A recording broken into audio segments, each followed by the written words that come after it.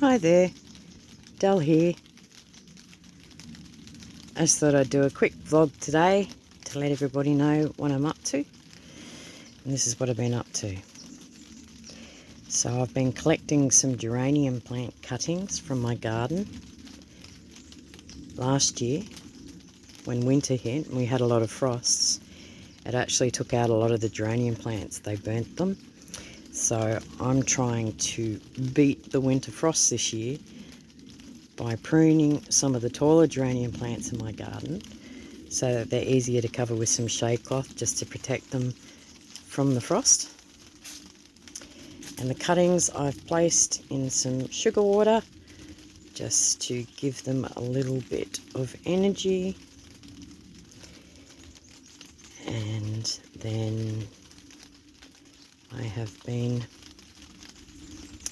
slowly transplanting them today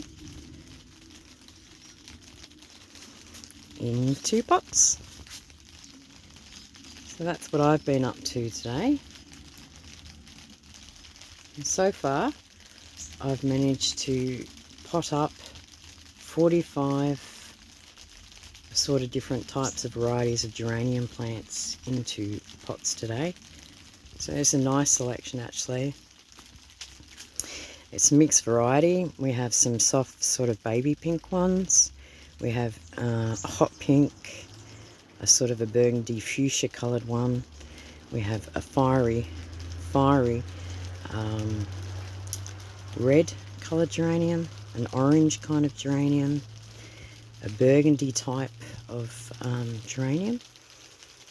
I have a few more I want to collect from the garden. I have some white ones as well, and then I have these beautiful white and pink geraniums that are sort of, their petals are striped a bit like a carnation, so I'll be taking some cuttings from them as well.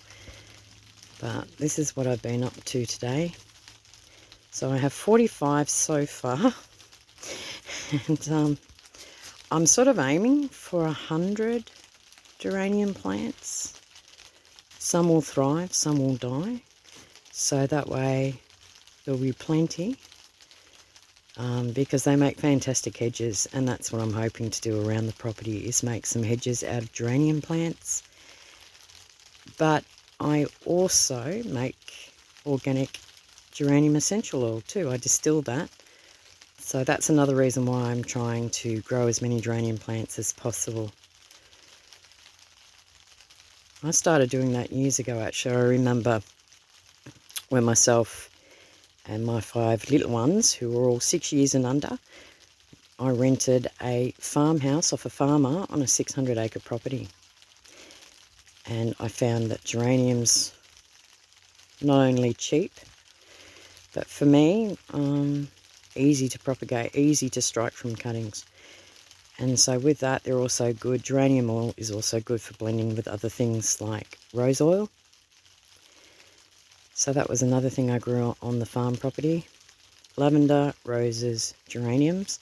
And I sort of focused on that, and I was able to make for myself, but I also sort of sold on a small scale at some of the local markets,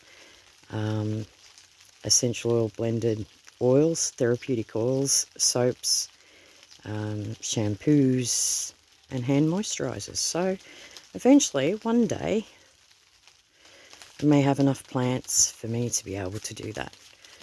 So it all starts here, and I'm trialling out the greenhouse over winter, and these should be grown and ready to pop in the ground with an established root system by hopefully spring this year. So this will keep it nice and warm over winter, and then by the time they're ready to plant into the garden, I'll have my shelves back so that I can start growing my seedlings again from seed. So I certainly have quite a few more geranium cuttings to get into pots, but that's what I'm sort of focusing on in the next couple of days. This greenhouse has been absolutely amazing. This was just a cheap greenhouse I think I brought on eBay, and it's 3x6, and so far I've used it to raise my seedlings that I planted in the veggie garden, my veggie seedlings from seed. I then also used it during the warmer months to dry out seeds,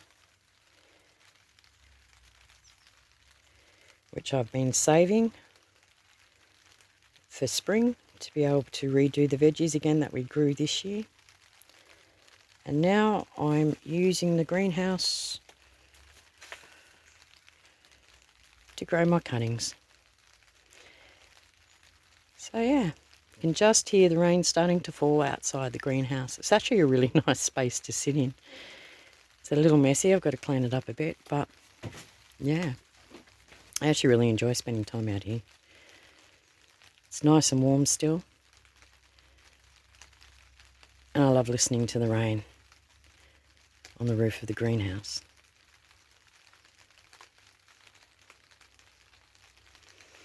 So with that, I'll say goodbye for today.